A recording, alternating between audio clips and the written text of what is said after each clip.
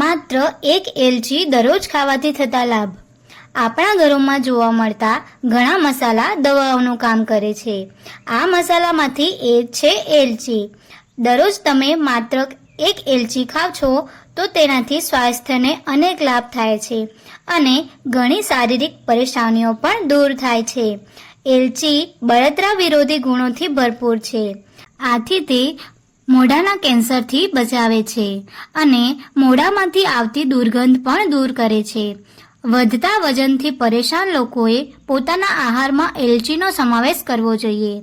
તેમાં રહેલા પોષક તત્વો ઝડપથી વજન ઘટાડવામાં મદદ કરે છે.